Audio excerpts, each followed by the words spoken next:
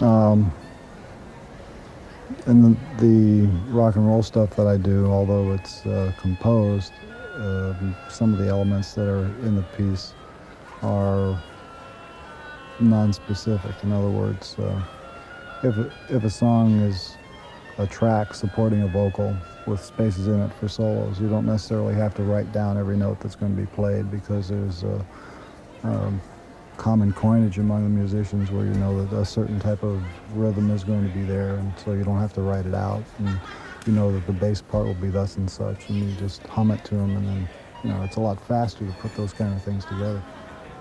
Whereas with the other pieces, everything's specified, and if they play it right, then everything comes out fine and dandy. With rock and roll, you take your chances, because even if you do specify every note that's being played, the chances are that the rock and roll musicians will not play it exactly the way you wrote it, because especially on stage, because when the blue lights go on and the teenage girls are screaming out there, then everybody suddenly decides to make up their own version of what you wrote, and that usually generates a lot of ill will in the dressing room after such a thing has occurred. I don't take too kindly to having my songs murdered. Those masked sonorities that you can get with an orchestra are certainly different also when you're writing an orchestra piece. I mean, it's wonderful to be able to play with that kind of large sound.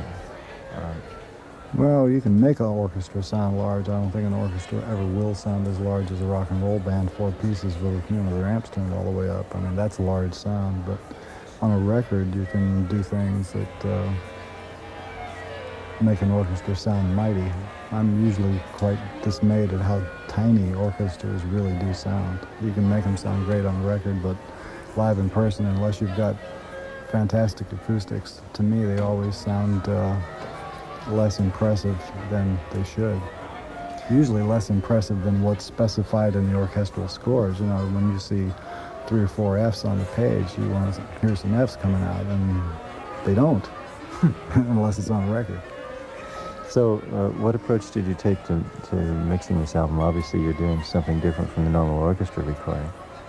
Well, first thing that I did was I had to edit it a lot, because the number of accurate takes of certain bars was somewhat limited.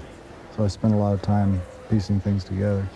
Then after I pieced it together, the proportions were balanced out as close as I could get them to what the score called for. There were some instances where certain instruments that should have been louder just didn't come out loud enough on any of the tracks, most of which are ambient, to make the balances right. But I would say with the budget that I had and the time that I spent working on the thing, that I got pretty close on most of the pieces. I think that the listener will be able to get an idea of what the things are supposed to sound like. There's some moments in various instrumental parts, percussion, let's say, a cymbal, which is being beaten in a steady rhythm, where it bounces back and forth between channels. How did you do that? Well, it's quite possible he's playing 2 cymbals, and one of them's on the left and the other one's on the right. And there's other places where there's a small rototom, which he hits, and then the sound ricochets back and forth. That's part of the reverb program that I built into the Lexicon 224X. That device lets you specify your own acoustics. You can build around and make it do what you want. So what you're doing with these records is different from the way we would hear these orchestra pieces in a concert hall. Well, first of all, you'll never hear them in a concert hall, because nobody will ever play them in a concert hall. Secondly, the approach that I'm taking is like electronic music. I mean, science has come a long way since the phonograph was first invented, and I think that all those nice tools that are normally used for making rock and roll records and other types of pop music, there's no reason not to use them on an orchestral recording. So that's what I did. I wonder if you could give any reflections on your interest in Varèse's music and how it might have influenced some of these pieces. Well, like the approach that he took to organizing sound.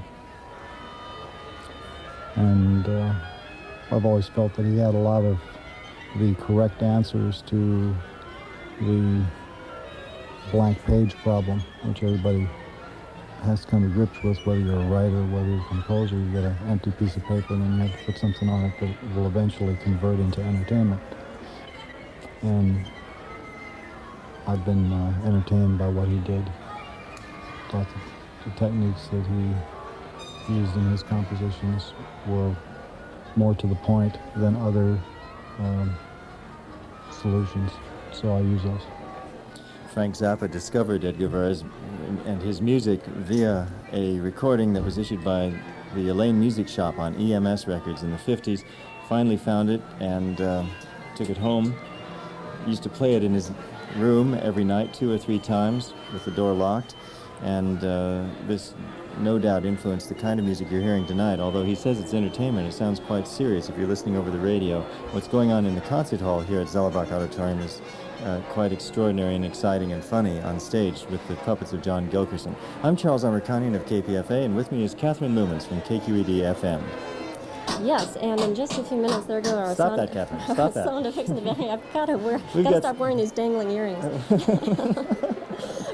We are soon going to be hearing Sinister Footwear, as Charles mentioned. This is definitely, I think it's safe to say, the most complex, for the musicians, the most challenging piece of music that we're hearing tonight. And the